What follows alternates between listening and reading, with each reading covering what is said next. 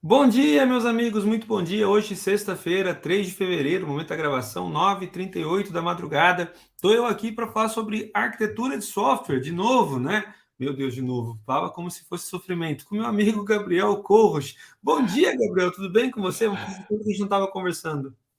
Pois é, bom dia, Elemar, bom dia, boa tarde, boa noite, pessoal, todos bem? Esperamos que sim. Pois é. Essa é uma outra loucura, né? A gente fica falando com as pessoas como se estivessem aqui na hora da gravação, não tem ninguém. Mas Gostaríamos, né? Gostaríamos. gostaríamos. No momento da gravação, sim, mas depois, eventualmente, a gente tem feedback, envolvimento, participação das pessoas, né, enfim, nos projetos. Enfim, vamos conversar mais, vamos conversando. Gabriel, me diz uma coisa, a gente tem falado bastante, hoje sobre arquitetura de software de uma maneira geral, demanda que se fale também muito sobre APIs, né? Você precisa cada vez mais falar sobre sistemas não vivem mais em ilhas, né? Nós precisamos falar Uhum, como sistemas conversam, né? E uma das interfaces mais comuns de comunicação entre sistemas ainda são as ditas APIs. Você tem lá um contrato exposto, geralmente via HTTP, hoje em dia se faz muito isso, e você tem aí fornecimento de APIs para poderem dar acesso a sistemas. Cara, muito bom, muito bonito, mas o mundo não se restringe necessariamente a APIs. Ou melhor, nem todo sistema legado tem APIs. Você tem muitas vezes APIs que são desenvolvidas para dar acesso a sistemas internos legados. Você tem APIs que vão ser consumidas naturalmente na comunicação entre sistemas dentro da própria organização, né? E, cara, às vezes você quer também que essas APIs sejam fornecidas para parceiros, clientes, para que elas sejam consumidas fora da organização. Como que você tem visto, como que você percebe essa dicotomia entre APIs para serem utilizadas dentro de casa e APIs para serem utilizadas fora de casa? bom, Elemar, eu acho assim, ó, dando alguns passos atrás, eu vejo o seguinte, a gente claramente saiu, pelo menos, de um modelo de pensamento onde que a gente estava naquele mundo, não digo monolito, mas onde que a gente tinha uma arquitetura muito que era cliente-servidor e a gente vivia tão bem quanto isso. A gente desenvolvia softwares que eram softwares desktop, linguagens, qual for, mas que era aquele mundo isolado. Eventualmente surgia alguma integração, alguma comunicação externa. E ó, eu acredito, pelo menos minha visão nos tempos atuais é quase inviável, é quase impossível pensar uma arquitetura, pensar num sistema, pensar num serviço, pensar em algum negócio que não tenha essa comunicação externa, que não dependa, que um sistema não dependa de outro sistema. Então, se nós temos um RP, esse RP eventualmente vai depender de um gateway de pagamento, vai depender de algum outro módulo que eventualmente não está desenvolvido dentro desse RP. Então, essa comunicação entre serviços ou entre sistemas, hoje, atualmente, eu acho que é inevitável. E aí entra a questão que tu questionou de APIs internas e externas. Eventualmente, esse sistema que nós estamos desenvolvendo, além de conversar com outros sistemas, precisa fornecer serviços para outros sistemas. Então, se nós estamos desenvolvendo, por exemplo, um serviço de pagamento, esse serviço de pagamento tem que prover serviços para que outros sistemas possam consumir. Então, além de a gente ter APIs que estão em uso só interno, só do nosso sistema, nós estamos fornecendo funcionalidades para sistemas externos.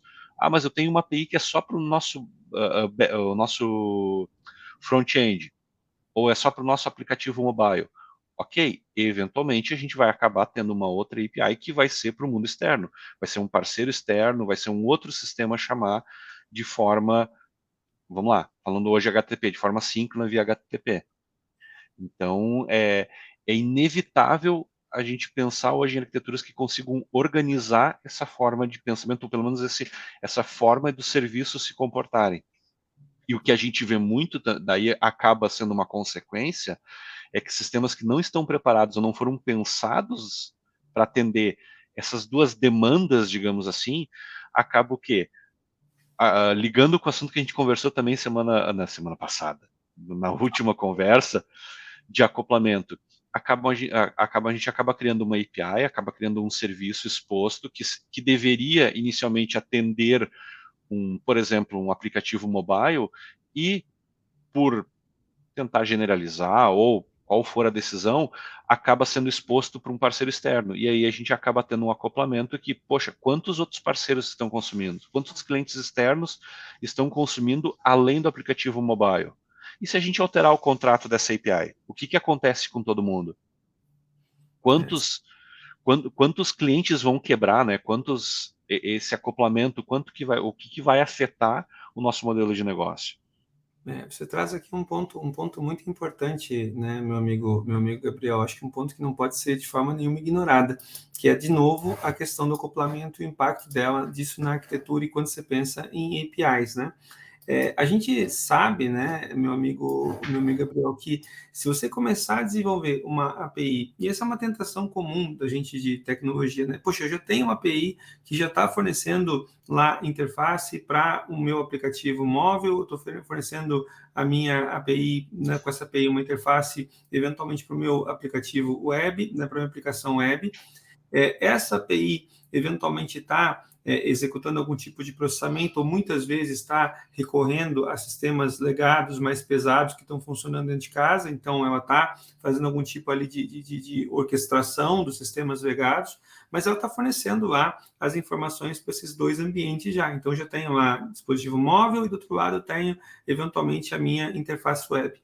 Num primeiro movimento, essa centralização, né, de lógica, de interface, ela acaba sendo uma coisa boa porque você oferece uma experiência Uhum. consistente tanto para o aplicativo móvel quanto também para eventualmente a interface web. Mas aí, como você disse, né, vem um terceiro, vem eventualmente um fornecedor, vem um parceiro de negócios e quer também acesso a algum tipo de informação. E aí você eventualmente começa a fornecer esse cara. O que acaba acontecendo? Essa API ela acaba tendo aí, né, essa defesa de você ter um acoplamento, acaba tendo um acoplamento aferente que vai crescendo, né? Porque você começa a ter, então, parceiros, né, dispositivos móveis, site web, todo mundo dependendo dela, e como a gente sabe já, por teoria, a gente já discutiu isso, esse aumento, acoplamento aferente vai tornando mais difícil a evolução.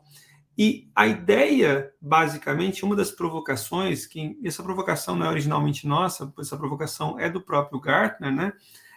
De ter, quem sabe você então separar e segmentar as suas APIs e pensar essas APIs em duas categorias, né? APIs para uso interno, as inner APIs, né? E APIs eventualmente para uso externo, as outer APIs. Ou seja, efetivamente, se você vai passar a ter um parceiro, daqui a pouco vale a pena você desenvolver uma API específica para esse parceiro. A gente tem, eu acho que você preparou inclusive um material onde você fala um pouquinho sobre Inner API, Outer API, nessa visão do Gartner, não? Deixa eu Isso, tem. compartilhar. Eu posso compartilhar a tua tela aqui, meu amigo Gabriel? Não só pode como deve. Muito bom, muito bom. Aqui a gente tem uma visão bacana, né? Você tem uma visão então de inner APIs, outer APIs e uma camada de mediação ainda no meio, né? Vamos dar uma olhada um pouquinho nessa visão e o que a gente vê especificamente nessa recomendação, que é a recomendação do Gartner. Eu acho que a primeira coisa assim que mais chama, não é que chama atenção, mas assim, ó, a gente falou isso também em acoplamento. E é uma citação do Lemar, não, mas é uma citação que o Lemar vem trazendo, que é todo problema de computação se resolve com uma nova camada de indireção, exceto muitos outros níveis de indireção. Então, nada mais assim, essa camada de mediação, ela é um nível de indireção para a gente resolver ou mitigar o problema de acoplamento direto dos serviços internos com quem está consumindo, né, com os consumidores ou os propósitos que estão chamando. Parece ser simples, mas não é, na prática tem algumas pegadinhas. Uh, Olhando assim, eu acho que assim, ó, o mais importante, normalmente o pessoal, quando a gente está apresentando esse modelo, as questões é, não, ok, a gente está adicionando essa nova camada que vai atender as chamadas externas, ela vai mediar a conversa entre serviços, APIs internas e consumidores externos, mas ele acaba sendo um ponto de falha único. Mas, Ele acaba... mas voltando um ponto ainda aqui, né? A gente está na camada de mediação, mas vamos ficar um pouquinho antes ainda nas APIs externas e APIs internas. Uhum. Né? Daqui a pouco a gente já vai para esse cara da mediação aí para poder fazer um jogo adicional. Mas o que ele está dizendo para a gente? Primeiro, ali na camada quando você pensa nas APIs externas, eu acho interessante essa visão de você ter, cara, experiências únicas, né? Ou a habilidade para você fornecer experiências únicas para diferentes devices e personas. Então, nesse aspecto, o que acontece? Eu presumo, né, no lugar de fornecer uma API para personas diferentes, por exemplo, no lugar de eu ter uma API única, né, a defesa que o Gartner dá aqui, eventualmente, é você considerar o desenvolvimento de uma API específica para poder atender um tipo de persona que é específico. Qual é o ponto, o grande ponto aqui, né? O grande ponto, sua perspectiva de negócio, olhando de novo a arquitetura, atende os objetivos de negócio, o grande ponto é de reduzir o atrito, né? Especificamente entre a expectativa de quem está querendo consumir uma API nossa com, eventualmente, a API que nós fornecemos, né? Muitas vezes, essa API que nós fornecemos, que seja genérica, acaba demandando, né, uma série de orquestrações que complicam a vida de quem está consumindo. Então, eu começo a pensar eventualmente aqui há até exemplos, né? Tipo, poxa, eu tenho APIs que são pensadas para parceiros, eu tenho APIs que vão ser fornecidas especificamente para mecanismos de IoT, eu tenho APIs que vão ser fornecidas para, daqui a pouco, um mundo de móvel e um mundo de web que são diferentes, mas o ponto todo é que essas APIs de nível externo, elas têm como proposta, ou qual é o objetivo delas, né? Reduzir e facilitar essa experiência. Do outro lado, o que eu tenho? Eu tenho o que o Gartner está chamando aqui de APIs internas. Ou seja, as APIs internas, elas acabam sendo aquelas APIs que você fornece para realmente fazer o trabalho. É quem vai estar conversando com sistemas. Eu acho até interessante escrever que você tem micro, mini ou macro serviços, né? Uhum. Todo um processo de encapsulamento, inclusive, em cima do legado, né, que pode operar tanto on-premises quanto na nuvem, que pode ser eventualmente customizado da prateleira, que é esse COTS ali, né, ser um serviço de um terceiro, enfim, tudo isso fica escondido nesse mundo interno, não exponho isso para o mundo externo, a camada interna é encapsulada. E, enfaticamente, né, o que acaba acontecendo é que, se do lado interno, as camadas, os serviços que eu tenho, eles implementam a lógica ou fazem uma adaptação aí para sistemas legados, do lado externo eu forneço experiência. Então, o que eu preciso, então, é fazer um depara, né? Eu preciso fazer os caras de fora conversar com os caras de dentro, e para poder fazer os caras de fora conversar com os caras de dentro, eu começo a pensar, eventualmente, numa camada de mediação, né? Para poder trabalhar. Por exemplo, é bacana você ver também direitinho a separação de responsabilidades, né?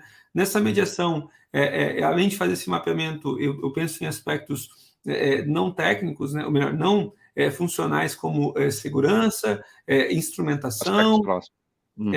Isso, eu começo a pensar em suporte a formatos e protocolos, né? Para poder eventualmente fazer tradução. Enfim, eu tenho essa visão aqui de organização de APIs que me parece bem interessante.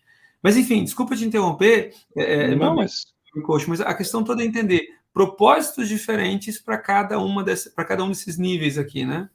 exatamente. E é interessante também pensar, Neymar, que não só essa mediação, essa questão, esse mapeamento, mas vamos pensar em modernização de sistemas, modernização de sistemas legados.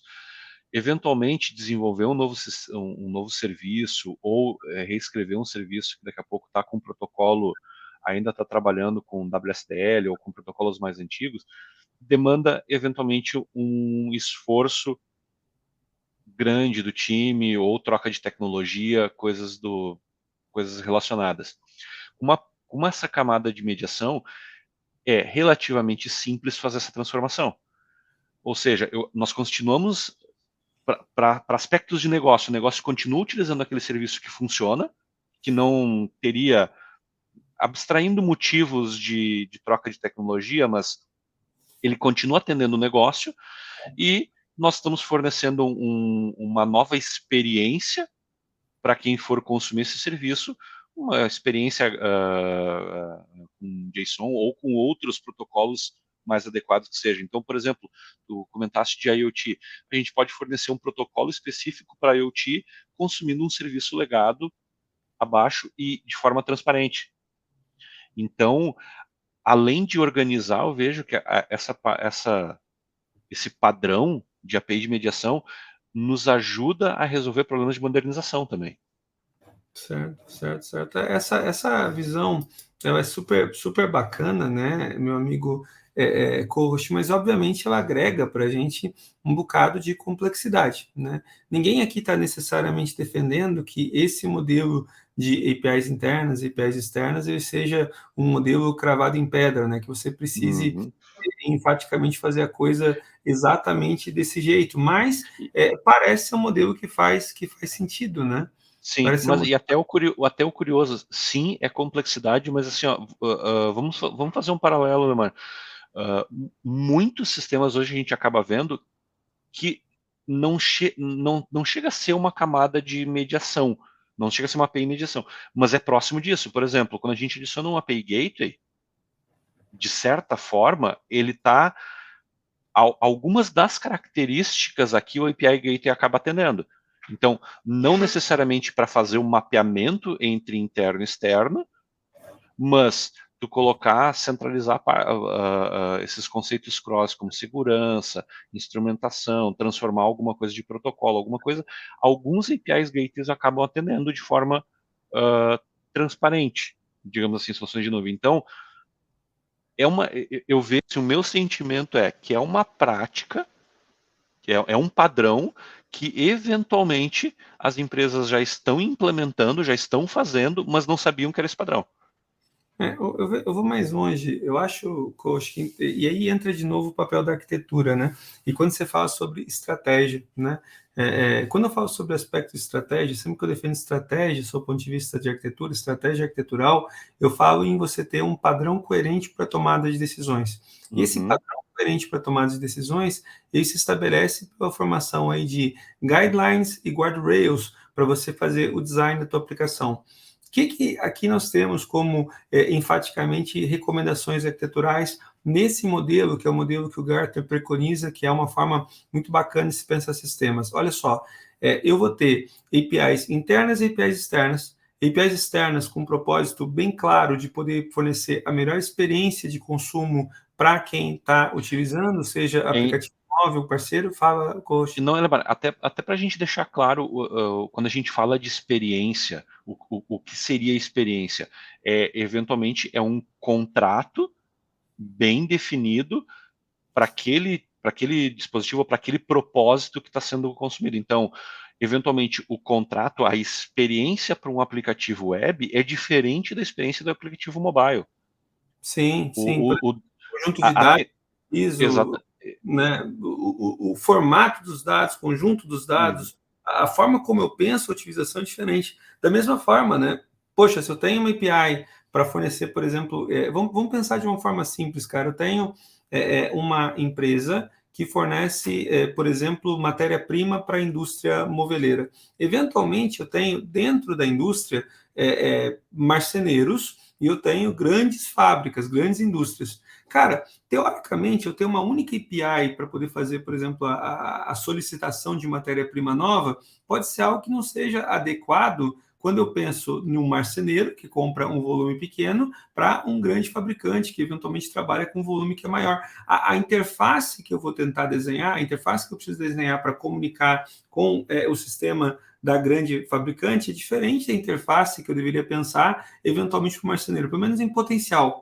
O que a gente costuma fazer hoje? A gente tenta, né, com muita frequência, construir uma API única, né, genérica, que atende os dois mundos. Moral da história, ela não fica nem agradável de se consumir para a grande fabricante, por exemplo, e nem agradável para ser consumida por um sistema de um pequeno marceneiro. exatamente.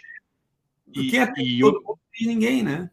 E o problema, daí, vamos agravar, o momento que eventualmente o marceneiro grande precisa uma alteração nesse contrato, nessa experiência, vai impactar todos os pequenos. Exato, E, exato. e talvez seja algo que os pequenos, essa alteração, esse benefício, essa feature nova, não é algo que eventualmente os pequenos estão precisando. E aí o que acaba, Então, e aí o que acaba acontecendo, você acaba subordinando todo mundo, né, a essa alteração, e aí você fica com um custo de modificação que fica mais alto. De novo, você reduziu o velho trade-off de arquitetura, né? Você reduziu potencialmente o custo para desenvolver, porque você tem uma API só, mas em compensação você aumenta o custo para manter, porque você começa a arrumar aqui e quebrar lá. Né? Então, diferentes, eventualmente, se eu estivesse fornecendo duas APIs de experiência aqui em cima separadas, uma para grandes fabricantes, outra eventualmente para marceneiros, cara, eu conseguiria fornecer uma interface mais aderente. Agora, o fato é, não faz sentido eu ter lógica de negócio aplicada nessas duas interfaces. Então, eu preciso de uma API interna que vai exatamente ser aquela API que vai conseguir se adaptar, acomodar aquela API pensada para o grande marceneiro, desculpa, para o grande fabricante e para o pequeno marceneiro. E eu tenho esse cara aqui no meio. E, eventualmente, o que vai acontecer é que, para manter a minha consistência, é interessante eu botar um cara de mediação para poder fazer a coisa funcionar mais fácil. Eu quero compartilhar aqui uma visão também, Gabriel, que não é do Gartner, mas é que o pessoal da MuleSoft fala bastante, e eu acho super, super interessante também, que é o que eles chamam lá, né, de APIs, eles chamam de API-led, né, o modelo de API-led da MuleSoft. Então, é uma proposta para desenvolvimento dentro da... Nasceu como uma proposta para desenvolvimento dentro do MuleSoft, né? Mas encaixa muito bem como uma proposta de arquitetura para pensar arquitetura em termos de qualquer sistema, qualquer modelagem aí de APIs. e aí, o que nós temos aqui? Né? Nós temos, então, APIs, né? Segundo a visão da Mule aqui, né? APIs de experiência, né? APIs de processo e APIs de sistema. Né? O que são as APIs de sistema? Lá na base, eu assumo que dentro de casa eu tenho, eventualmente, integração com FedEx, eu tenho, eventualmente, integração com o meu call center, com Salesforce, com SAP, com tudo e mais um pouco. Isso aqui são as APIs internas. Essas aqui são claramente APIs internas que são fornecidas pelos sistemas. Cara, eu não deveria fornecer acesso direto a essas APIs internas, até porque senão eu acabo expondo elas, né, meu amigo Corroche, ao mundo externo e fica mais difícil, inclusive, eventualmente eu considerar na evolução e troca desses sistemas. Eu não controlo o versionamento disso. Então, acima dessas APIs de sistemas, onde de fato a coisa está acontecendo, muitas vezes numa grande indústria, vale a pena pensar em alguns grandes processos. Né? Então, eu tenho APIs de processo. Cara, por exemplo, eu quero fazer uma compra, eu quero poder fazer um pagamento, eu quero poder fazer, eventualmente, uma reserva de produto, eu quero fazer... Então, eu tenho alguns processos que são mapeados, isso casa lá, inclusive, com a discussão que eu tenho com o nosso amigo Busato, né? Eu tenho algumas APIs de processo e, em cima disso, né? E aí você começa a ver o casamento. As APIs de processo, na minha visão, também são APIs internas, né?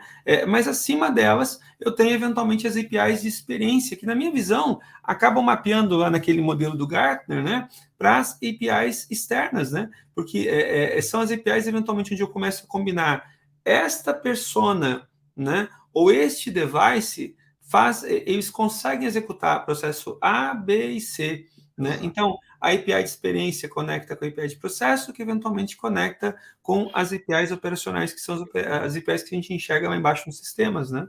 Exatamente, porque aí entra, que nem tu comentaste dos sistemas internos, as APIs de sistemas. Expor elas, eventualmente não faz sentido, porque a gente não está expondo uma funcionalidade ou um processo como um todo. É um pequeno pedacinho de algo. Então a gente estaria levando a responsabilidade ou transportando a responsabilidade lá para a camada de experiência ou lá para os dispositivos acima fazerem essa orquestração. Entendo que não é uma regra de negócio, mas é uma responsabilidade que é discutível. Será que é o dispositivo ou, eventualmente, não vamos nem falar com o dispositivo, porque daí o dispositivo, a gente pode dizer, o dispositivo está sob nosso controle de desenvolvimento e eu poderia fazer essa orquestração do processo ou da experiência de forma transparente. Ok, mas e se for um parceiro externo que esteja chamando, pegar esse exemplo, um parceiro externo precisa chamar uma API que realiza pedido. Como que ele faria se a gente está expondo só as APIs de sistemas?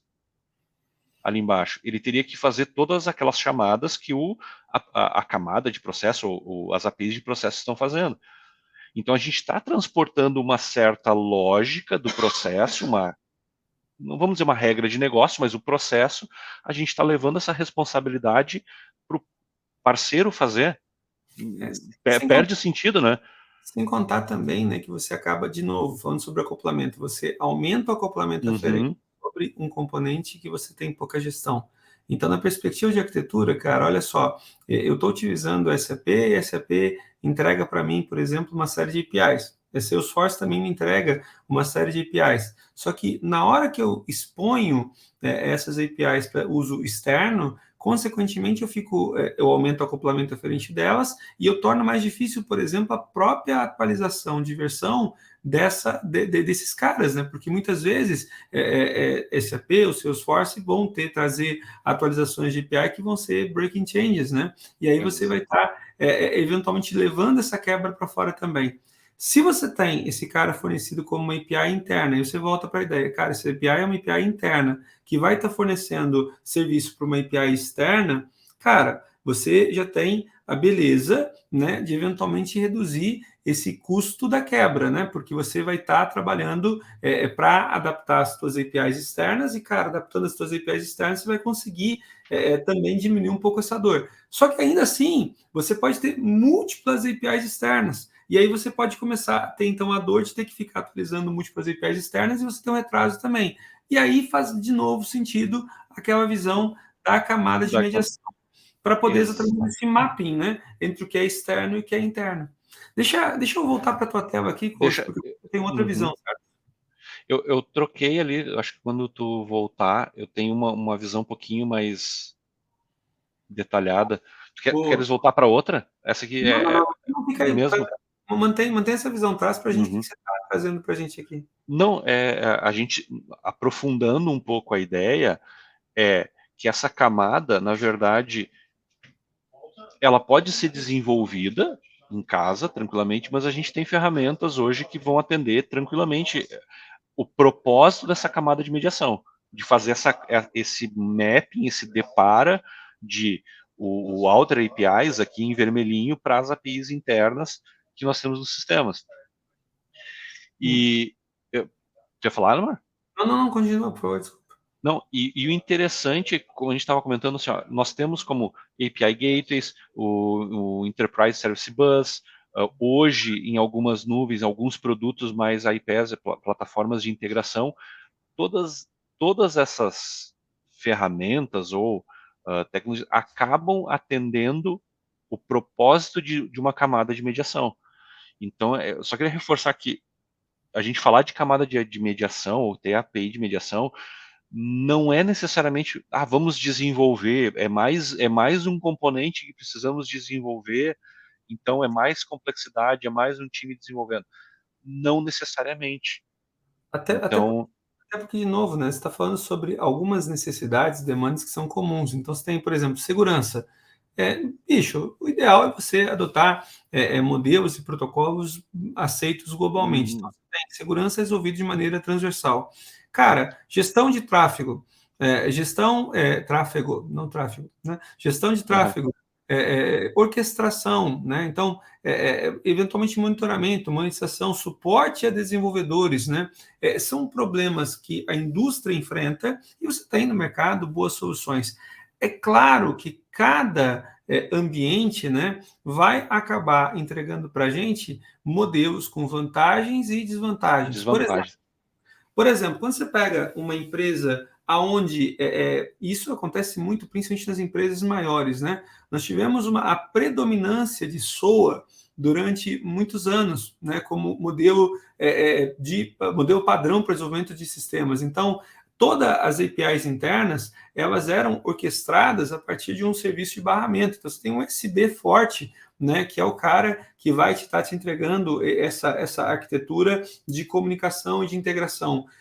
Dentro do modelo de SOA, você começa a ter conceitos, por exemplo, como o conceito não é linguagem onipresente, mas você tem um modelo canônico, então você tem um conceito. Modelo canônico. Uhum. Você tem um modelo canônico que está entregue dentro de toda a organização. Quando você vai para uma experiência mais moderna, quando você começa a pensar eventualmente na interação com os seus clientes, poxa, no lugar de um modelo canônico, você começa a reconhecer domínio, né? E você começa a perceber, eventualmente, especialistas para determinadas interações, especialistas em outras. Esse é um ponto interessante também, né, Coach? Porque quando você começa a reconhecer a lei de Conway, que diz que a estrutura de uma empresa, né, a estrutura de comunicação da empresa acaba se refletindo no software, quando você dá essa possibilidade de você eventualmente ter times trabalhando em Outer APIs, você dá a possibilidade de você ter esses times particionados por cada um do tipo de cliente que você está trabalhando, persona ou device. Consequentemente, você consegue dar autonomia também desse time para conseguir tratar das demandas desse cara em end-to-end, e você tem uma divisão que é muito mais customer-centric, porque ela acaba ficando muito, pelo menos nessa interface externa, ela começa a ser muito mais dirigida pelo que o mercado pede, e você tem, então, uma área de tecnologia que começa a se adaptar de fora para dentro, em vez de ser aquela área de tecnologia que fica direcionando as coisas de dentro para fora, né? Ou seja, você tem potencial aqui para mudar a relação com o mercado, mudar, inclusive, a cultura da empresa, a cultura de desenvolvimento, a cultura de engenharia. Inclusive, né, não de cultura, mas papéis que começam a fazer muito sentido, papéis de desenvolvimento de produto, né, área de time de produto mesmo, pensando o produto, porque eventualmente tu pensar uma experiência web, um produto web, talvez seja muito diferente de pensar uma experiência para parceiros, para APIs de uma API Economy, por exemplo. Poderiam Isso. ter modelos comerciais diferentes, e aí faz todo esse sentido. E trazer isso de fora para dentro começa a ser, eu vejo que começa a ficar mais natural, não fica tão forçado o discurso. Esse é um ponto. Desculpa, continua. Não, só que um cuidado nisso tudo, que eu acho que é não sei se chega a ser um trade-off ou contra, mas assim, a tentação, eventualmente, quando a gente está num modelo desses, de começar a trazer regra de negócio para a camada de mediação é alta. Sim, sim, sim, sim. Até porque você começa a dizer, vou ter. E aí você acaba subvertendo, né, meu amigo, Uhum. o próprio conceito. Porque, assim, se você for pegar, vou até compartilhar de novo a minha tela aqui, porque tem aqui dois aspectos importantes para a gente poder ponderar, tá? Primeiro ponto, voltando para aquela visão lá que nós temos das organizações, dos times, né? Uhum. Quando você começa naturalmente a pensar nas Outer APIs, você começa a entender que as Outer APIs, na maior parte das vezes, vão ser relacionadas com times que são stream-aligned.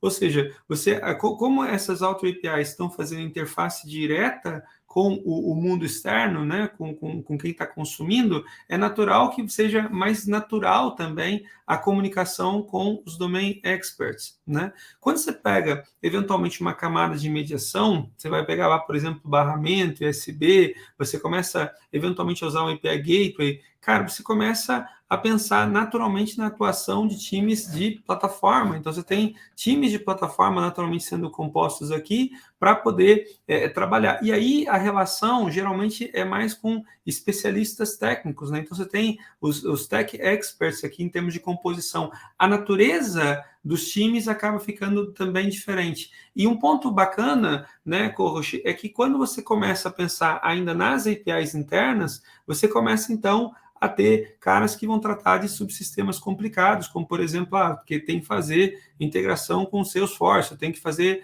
integração com o SAP, ou algo do gênero.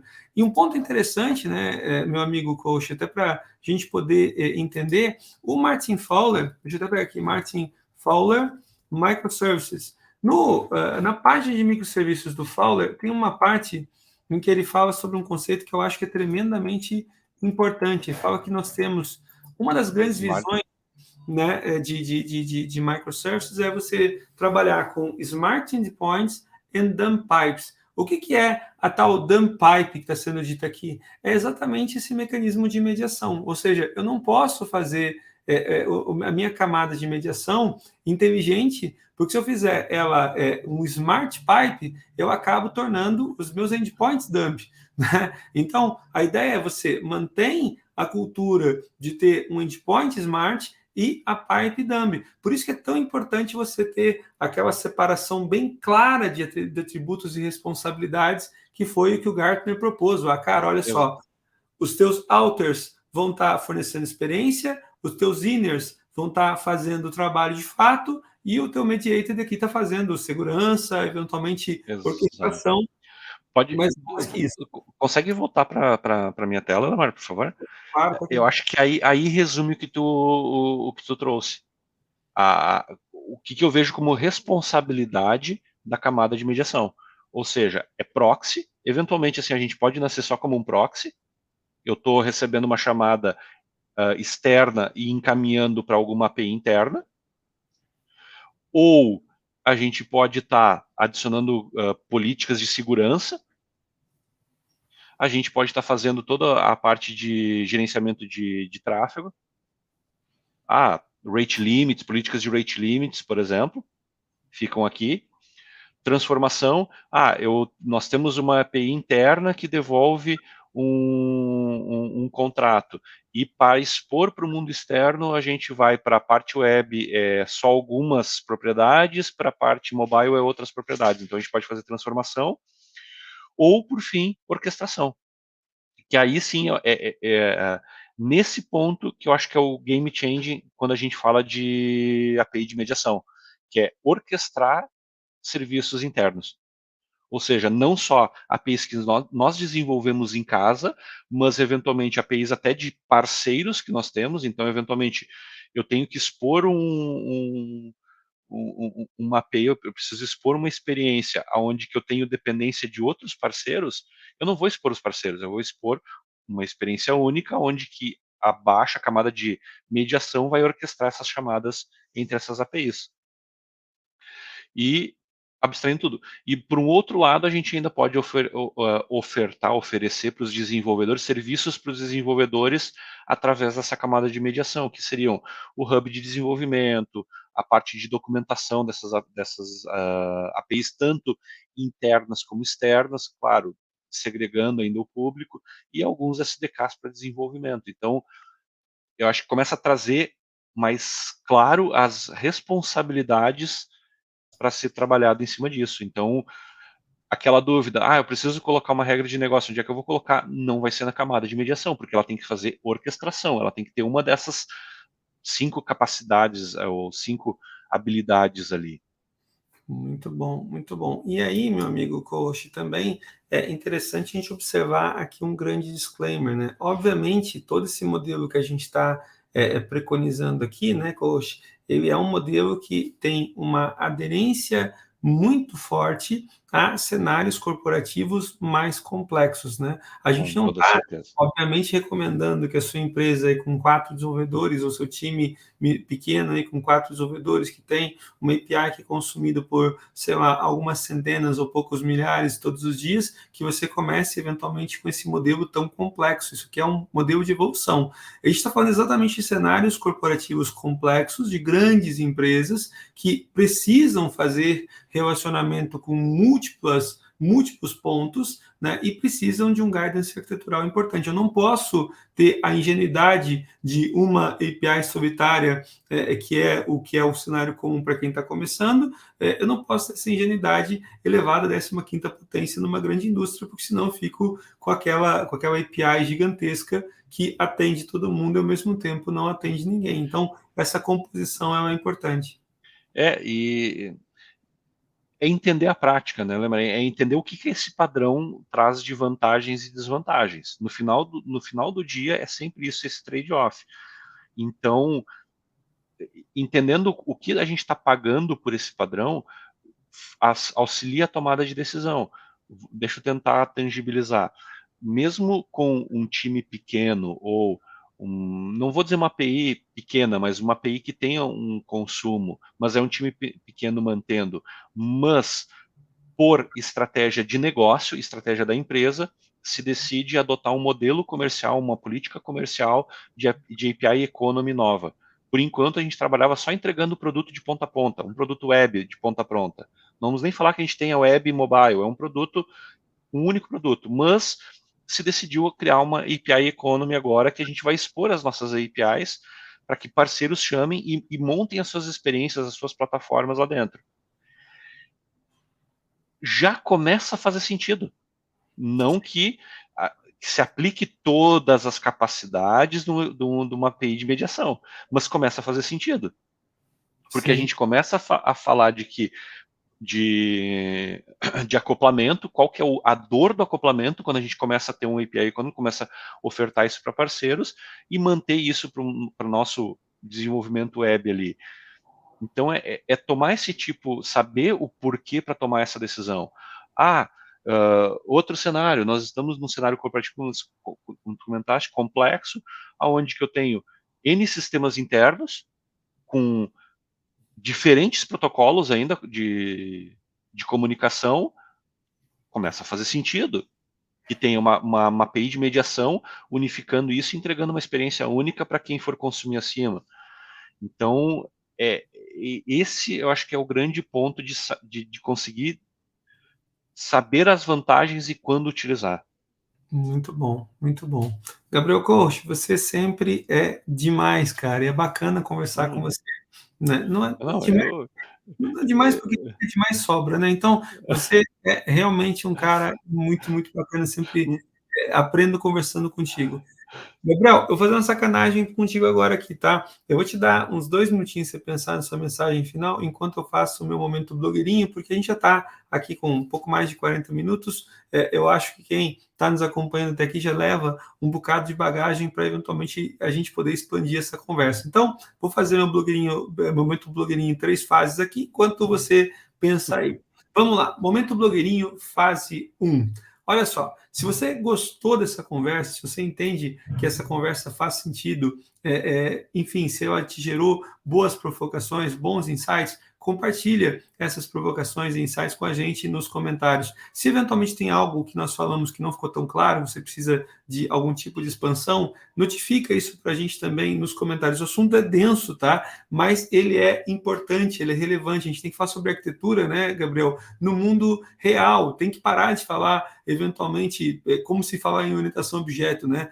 Tudo herda de animal, mamífero herda de animal, gato e cachorro herdam de mamífero, só que gato faz miau, cachorro faz au-au. Não é assim que o mundo funciona. Então, vamos falar sobre arquitetura de verdade que a gente tem encontrado por aí, e essa discussão, por exemplo, sobre essa composição, essa topologia de APIs, ela é tremendamente relevante, aqui a gente apresentou nos modelos. Mas, se você não concorda com alguma coisa que a gente disse aqui, se alguma coisa que foi apontada não faz sentido, aponta para a gente também vai ter o maior prazer em aprender com você, né? Caso eventualmente você possa agregar alguma coisa para a gente sem problema nenhum. Outro aspecto, fase 2 agora, ó. Se você gostou de verdade desse vídeo, compartilha ele. Aliás, nos ajuda a compartilhar. Dá um joinha aqui no vídeo. Esse joinha ajuda avisando aí o YouTube de que esse conteúdo é relevante e, consequentemente, ele entrega esse conteúdo para mais gente. Então, dá aí o teu joinha gordo, porque ele vai nos ajudar, não tenha dúvidas, tá? E aí, blogueirinho em nível 3 agora, fase 3. Se você ainda não está inscrito nesse canal, te inscreve no canal. Se você ainda não ativou as notificações no tal do sininho, ativa as Cadê o notificações. sininho? É em cima? Aonde? Ativa as notificações, porque isso faz com que o YouTube avise você sempre que a gente lança vídeos novos. A gente lança vídeos novos com muita frequência. Então, a gente está falando aqui, eu estou trazendo especialistas da Exímia para falar sobre cenários que a gente tem enfrentado no mundo real. É bacana. Se você quiser engajar nessa conversa com a gente, engaja e vai ser muito bom para todo mundo, tenho certeza disso. Ufa, pronto, Gabriel. Agora, então, devolvo para você, meu amigo. Sua mensagem final e saudação para a gente ir encerrando esse nosso videozinho. Então tá. Pessoal, é um padrão, a API de mediação é um padrão muito interessante de arquitetura, mas com grandes poderes vem grandes responsabilidades, então todo cuidado. Lembrem-se, quem está assumindo ou está realizando o papel de arquiteto dentro dos times, tem que ter um framework, tem que ter uma tomada de decisão que leve em conta risco e custo, e se atende aos objetivos de negócio, restrições e atributos de qualidade. Então, ponderem, lembrem-se, se vocês estão considerando e só veem vantagens neste modelo ou nessa proposta, cuidado, vocês talvez não estejam prontos ainda para tomar decisão, porque toda decisão ou toda proposta de arquitetura tem prós e contras. Identifiquem os contras que esse padrão vai trazer para os sistemas de vocês. E a última não é dica, mas aí é uma provocação para vocês que estão em casa e assistindo. Tem dúvidas de como ou qual ferramenta, se eu vou usar um Enterprise Service Bus, se eu vou usar plataformas de IPS de integração ou API Management para realizar o trabalho da camada de API de mediação, deixa nos comentários. A gente pode trocar uma ideia, conversar com vocês e fazer comparativos de vantagens e desvantagens dessas plataformas aí para vocês no futuro. Indo mais longe, né, Gabriel? Lembrando que exatamente essa é a proposição de uma consultoria de verdade, é agregar conhecimento dentro das empresas quando esse conhecimento falta eventualmente para o time ainda não desenvolveu plenamente para poder tomar as decisões de maneira mais assertiva. Então, se você também está dentro de uma empresa, por que não, né? Chama nós aí da Exime, a gente está aqui para ajudar. Muito bom, muito bom. Obrigado mais uma vez, Gabriel K. Você é demais. Né? Vamos continuar essa conversa, vamos falar mais sobre APIs, né? Vamos falar mais sobre, eventualmente, o modelo da MuleSoft, do API LED, vamos falar um pouquinho mais sobre o modelo de mediação do Gartner, quer dizer, não é do Gartner, mas o modelo de mediação que o Gartner tem defendido também, com as APIs internas e APIs externas. Vamos verificar o que faz mais sentido, o que não faz mais sentido e tentar discutir aí junto as armadilhas para todo mundo aprender junto. Meus amigos, quem acompanhou a gente até aqui, muito obrigado, grande abraço. A gente se encontra daqui a pouco de novo, né, Gabriel? Para mais uma sessão como essa. Em breve. Um forte abraço, pessoal. Até mais, meus amigos. Até mais.